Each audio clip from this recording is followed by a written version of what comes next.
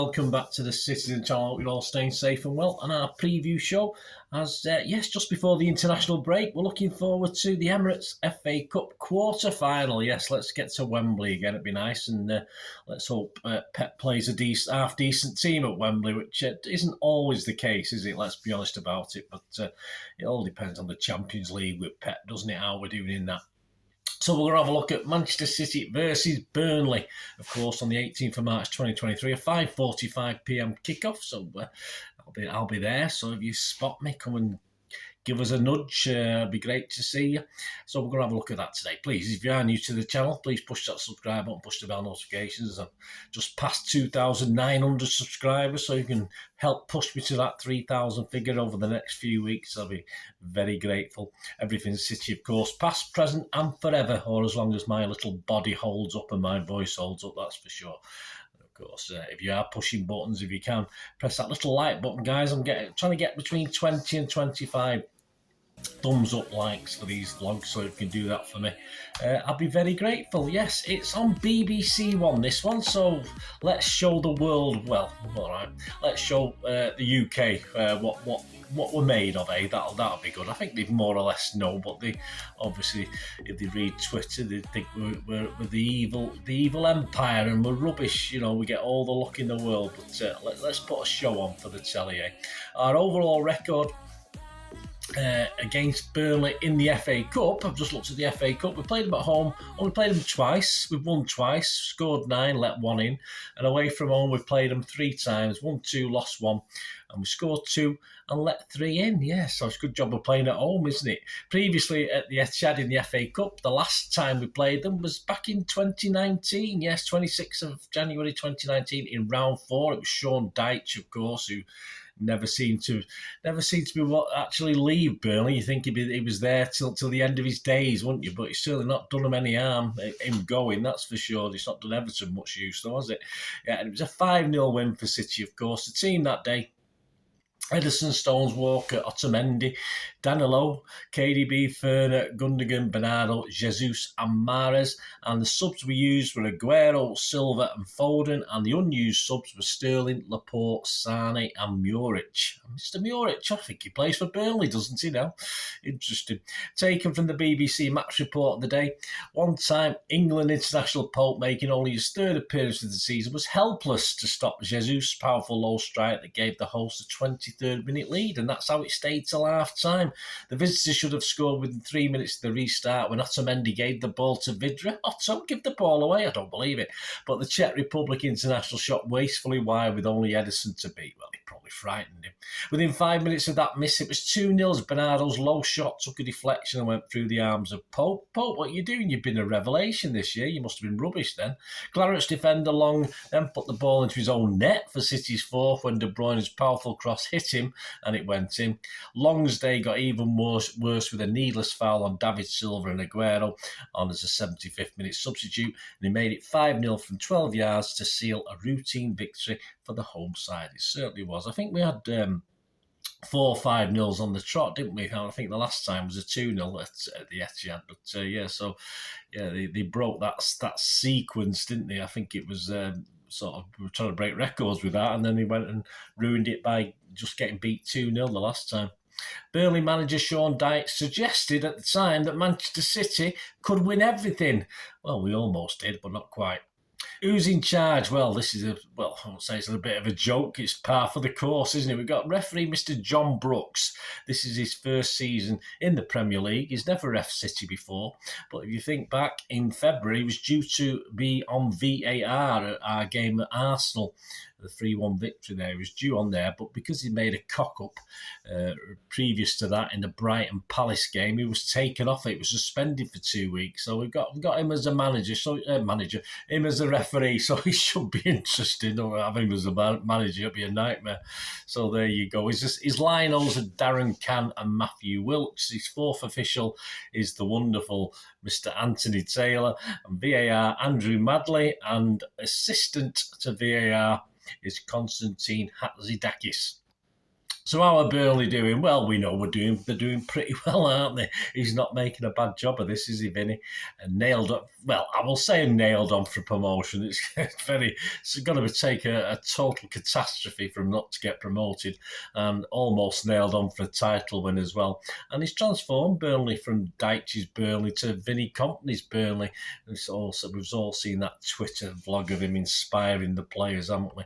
And of course, he sit well top of the Championship. They've 9 games left now. They played last night as I'm recording this. They're 13 points clear of Sheffield United in second and 19 points clear of Borough in third. I said with 9 games left, it's unassailable, really, surely, that they won't get promotion. In the FA Cup, yes, they've not been as smooth in the FA Cup. It's not been as good. I mean, they did really well in round 3, beating Bournemouth 4-2 at their place, but they struggled a bit against Ipswich. They drew 0-0 with Ipswich, but won the replay 2-1. And then against Fleetwood, yes, Fleetwood had 10 men for half of this game, but it was only a late goal in round 5 that gave Burnley a 1-0 win over Fleetwood. But so they've not been as smooth, perhaps, and perhaps Vinny's been, I'm not checked particularly, if perhaps Vinny's been resting a few players and that's affected them in the FA Cup games.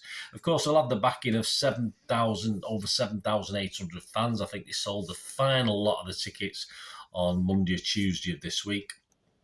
And they're going to enjoy testing themselves against the Premier League royalty, of course, which is what we are, whether people like it or not. And similarly, Vincent, of course, the manager, will love the challenge, and we all will love him coming back, and I'm sure we'll bang out those songs. We'll bang them out even louder as long as we beat them, that's for sure.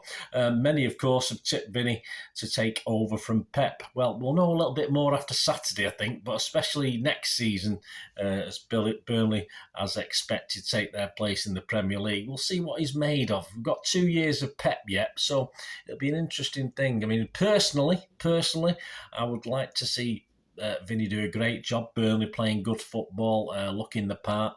And if it is going to happen, if that's what they envisage going forward in the future, and Pep does leave, which I do envisage happening, I don't think he's going to extend anymore, then Vinnie to move over just for a year while Pep's there. That's my ideal thing. Let me know what you think, guys, anyway. But I'm a bit wary of legends coming back and managing the clubs. It never always works out, but we'll see. As I say, I think we'll have to see how Burnley cope next season and what they do and what sort of players he can attract. Perhaps we've got someone else lined up, who knows.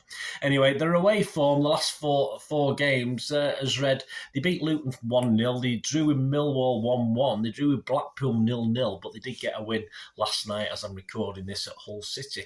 And a fella called Old Teller got a hat-trick. That's his second. That's his second this season. So they've got their own version of Erling Haaland with this Teller guy. And apparently last night against Hull, he only had 3 shots and scored 3 goals. That's not bad going, is it? Perhaps we should go in for him. The last defeat, of course, was against that lot down the road against United at Old Trafford in the round of 16 of the Carabao Cup on the 21st of December, and they're currently 17 unbeaten in the Championship, so not too shabby. Current top scorers, well, the impressive Teller that we've already mentioned, he scored 19. And 3 assists, to say, with that hat-trick the other night. Zaruri, he's 11 goals, 4 assists. Manuel, 9 goals, 4 assists. And the currently injured Rodriguez, 9 goals, 2 assists. Injury-wise, just Josh Brownhill's the only long-term injury. And they do have Jay Rodriguez, who I've just mentioned there. Taylor Harwood-Bellis and Manuel Benson are all back in training. Could be available for this game, but with the international break coming up, cleverer heads than me are thinking that company will keep them out this week and bring them back after the international break. But we'll see. Burnley like to play possession football, as you'd expect. Vinny's had a good grounding in that and played plenty of passes. I've seen the completion rate up over 90% against teams at some stage. Well, it's normally around about the mid to late 80%, which is not almost as good as City's, all right, at a level lower, of course, but it will be difficult for them to achieve that against us, but we'll have to see, won't we? It's going to be a very, very interesting game. And there's absolutely no reason, as I said, apart from those guys coming back from injury, for company not to go strong in this one. No, like us all, they've got an international break, the Championship, like we have in the Premiership. So and he's going to relish this challenge, pitting himself against Pep. The players are going to relish the challenge. They're already speaking up the game and saying what they're going to do, and they've got lots to prove, as I said, because next year there will be a Premier League team, unless some sort of disaster occurs. I can't imagine it. So I'm sure with the inspiration of Vinnie, they'll be up to make a point against the current, or certainly the reigning Premier League champions anyway. So, yes, I expect a tough game against Burnley. But what about us? Well, yes, there's absolutely no reason in the world that Pep can't go strong in this one, is there? Let's be honest about it. But if you have a quick look at the bench against Leipzig, if you imagine the Leipzig game was more or less his strongest 11, which it probably was. You could interchange 2, 3, 4 players, I think, at the moment. As I said, we've probably got a pool of 14 or 15 players that are what Pep considers his strongest team. So if you look at the bench, I mean, the guy who's going to come in, obviously, Ortega, I would have thought, never any guarantees, but Ortega's got to come in goal. That's no doubt about that. Mahrez is surely, I thought he'd play against Leipzig. He didn't. Mahrez surely, and showing the way he came on a sub and played really well and looked up for it as well. I think Mahrez is a shoo-in as well. And the other funny one, under normal circumstances, I'd probably say Walker's a shoo-in. But the normal circumstances with Walker at the moment, I don't know why he brought him on for 5 minutes against Palace, whether that was just to make sure he got a shower after the game, I'm not too sure, but that'll be an interesting one. Question marks, you've got to have question marks over Phillips. Of course, he played against Bristol City. Against Burnley at home, perhaps not. Laporte, is it his last chance saloon? If Pep doesn't play him, I mean, unless we have an injury to our centre-backs, which does happen, we might never see him again unless Pep plays him. So he's a funny one, isn't he? Is he going to turn up for this one? You know, I've flimmed and flammed over my starting 11. I've had Laporte in it at one stage and I've put him back out again. But he is a little bit down the pecking order now. And if Pep's going to go strong, unfortunately, he's not up there to start the game. Alvarez still needs minutes, but it's not happening. Foden, is his foot okay? He brought him on a substitute the other night, so surely it is. I'm sure he's going to the England squad. So surely he's okay. Gomez is another one, like Laporte. Gomez, if he doesn't, again, I put Gomez in my original starting 11, but I thought differently. I mean, but when's he going to get a game? When's Gomez going to get another chance? You can't just because he's not played too well in 1 or 2 games, you can't totally throw the baby out with the bathwater. You've got to give him another chance. And what the hell's happened to Lewis? Has Lewis gone back in the fridge now for a while? It is very difficult to pick an 11 for this guy. As I say, we're playing in all but name a Premier League team, so it will be interesting. I think no chance. I'm quite confident that Perrone isn't going to start. Perrone's not going to start. And also the other night, I was a bit shocked that Palmer didn't come on against Leipzig. So, I mean, where's Palmer in his thoughts now? He's just gone, hasn't he? Palmer is obviously going to be loaned out, I would have thought, next season. But why didn't you bring him on against Leipzig when we're 5-0, 6-0 up, whatever it was? So that's a bit of a worry, but I can't see Palmer starting tomorrow, although, if I did an 11, I could easily put him in. So there we go. So wanting a semi-final, which is what we all do, this is what I've come up with, and I've got a big question. I've got a couple of question marks against one of the players, and there's certainly players missed out of this that can come in. So I'm going to go Ortega, and I'm going to stick Walker in there, but I wouldn't be surprised if Stones is in there, which gives Laporte a chance. But obviously, in my team, I'm missing Gundo out at the moment, so if Stones does start, it might allow Gundo to play, or it might allow Laporte to come in. So I have gone for Aki over Gomez. So I've gone Ortega, Walker, Stones, Diaz again, and Aki. Rodri, Bernardo, KDB, surely. Mahrez, as I said, got to start. Haaland has got to start, surely. And Foden, as long as his foot's okay. If there's any doubts about his foot, then he may drop out, and it gives people like Grealish a chance, who's obviously he's not been dropped. He's just been unlucky to get a bit of a rest for this one. So that's my 11. Ortega, Walker, Stones, Diaz, Aki, Rodri, Bernardo, KDB, Mahrez, Haaland and Foden. I hope I made some sense with my explanations. Anyway, let me know your thoughts. Let me know your lineups. If we get 7 or 8, I'll be happy. And as Pep says, he knows more than these guys on Twitter. obviously, I don't think he was aiming at me, but he does. He sees he sees his team, he sees the training, he sees whatever, doesn't he? Right, score predictions. Yeah, no Andy Morrison one, because when they did the score predictions, obviously they assumed that we were playing West Ham, so there's nothing from Andy Morrison on the City digital magazine. So I'm going to go for 4-1. I think I'm giving Burnley less respect than I should with that. It might be tighter than that, but I've got to have faith in City, faith in a full-strength team against a Burnley who've still got a lot to learn at that level, that we can take advantage and beat them at least 4-1. Right, on to a quick look. Value at the odds. I don't condone gambling when the fun stops. Of course, I don't. All these odds are at 16th of March 2023, about lunchtime, and all prices are average, so you should get better if you shop around. To win the FA Cup, City 11-10 favourites, United are 9-4 second favourites, and Burnley currently 40-1, as you'd expect, playing City. The match odds, City are 2-11 on, a draw is 6-1, and Burnley are 16-1. And interestingly, obviously, you've got no replays for this, guys, no replays. So if either team win in extra time, you can get 9-1 on that. For either team to win in extra time, you can get 10-1 on City to win in extra time. You get 33-1 on Burnley to win in extra time. Either team on penalties, you can get 12-1. So if you think it'll go to extra time, you've got a nice little earner there. If you think it'll go to penalties, you've got a nice little earner. City on penalties is 25-1 and Burnley is 25-1. So obviously you may as well put either on penalties, mightn't you, for the difference. First goal scorer, of course, Haaland's a bit mean. He's 7-4, but it's no surprise there. Foden's a 5-1. Mars is 6-1. KDB's an 8-1. Always good value, KDB, even anytime goal scorer as well. We'll do that in a second. So if you look at, I was going to say Harvey Barnes then. If you want to have a look at Burnley, Barnes is 20-1. For Burnley, and Teller, the hat-trick boy, is 25-1. I mean, I thought Teller would pop up first, but obviously he didn't. Anytime goal scorer, as I said, KDB, always value at 3-1. Bernardo, back on the score sheet recently, 16-5.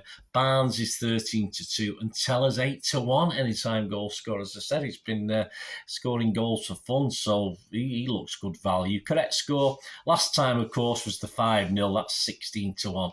You fancy City to win 2-0 is 5s, 2-1 is 17-2, 3-0 is 6-1, 3-1 is 10-1, 4-0 is 9-1, and 4-1 is 14-1, which is the score I predicted. A 1-1 draw in 90 minutes, 12-1, 2-2, 28-1. It's got to be goals, isn't there? I mean, I can't see Burnley keeping a clean sheet. So a Burnley win, say 2-1, you can get 40-1 on that. A Burnley win 3-2, which is very, if City, as I say, I can't see City not scoring at least 1 or 2. That's 100-1. Half-time, full-time, City, 8-13 on. A little bit better might be a draw in City. That's 3-1. A draw and a draw's 9. Burnley and then City to win full-time is 22s, and Burnley and the draw at full-time is 30s. A handicap's interesting. If you put Burnley +3, you get 8-15. If you don't mind betting odds on, I don't mind that. 8-15, that's okay. A +2 is 5-4. Goals over and under. Well, I've just looked at the overs. Over 2.5 in the game, surely. It's 1-2 on, so a little bit mean. But over 3.5 is 5-4 against, so that's all right. Hat-tricks plus braces, of course. Hat-trick for Haaland is 7-1. If he gets to get a brace, is 21-10. Brace or more, of course, 2 goals or more. Teller, you can get Teller your hat-trick, 500-1 on Teller, 125 for him to score 2 or more. Both teams to score, yes, is 6-5 against. Yeah, the bookies don't think Burnley will get a goal. I think they might sneak one. And no, he's 8-13 on. Winning margin, City 1 goal is 3-1, 2 goals 11-4, 3+ goals is 6-4. Burnley, if you fancy him to win, Burnley fans, 1 goal is 16-1 and 2 goals is 50-1. And to score first, you can get a nice little price. City a little bit rubbishy, but you can get 4-1 on Burnley to score first. City do have a habit sometimes of letting the opponents score first in a cup game, or let's say so-called lesser opponents. So nothing wrong with that. So there you go, guys. That's a quick look at that. Almost 20 minutes. It's a bit longer today. Big game. Cup quarter final. Vinnie's returning, so why not spend an extra 5 minutes talking about it. Hope you enjoyed that. Let me know what you fancy on the betting. Let me know what you fancy on the team and who's going to play play. I'll be back with the ratings show. Should be Saturday evening. If I get a chance, obviously I'm going to get back fairly late, but I'll try and get out Saturday evening, and then of course a Talking Point show on Sunday. But either way, if I can't get out Saturday, I'll have them both out Sunday for you. And coming soon with the international break, there'll be a few history vlogs, perhaps a couple of programme watches to get out there, and I may just throw a little quiz in. while the international break's on as well. So join me for those. Thanks for watching, guys. Let's do it. Let's get to Wembley again. I've not been for a while. Ooh, it's been ages. How long is it? Ooh, a few months, hasn't it? Anyway, so let's get to Wembley again, and let's enjoy Company's team and see what he's made of, eh? Let's see what they're made of, what Vinnie's made of. Let's see what Burnley are made of. It should be a very, very interesting game for the BBC, this one. Thanks for watching, guys. Please, until we meet again, that's one thing, don't we? Please stay safe, please. Come on, City. Bye for now.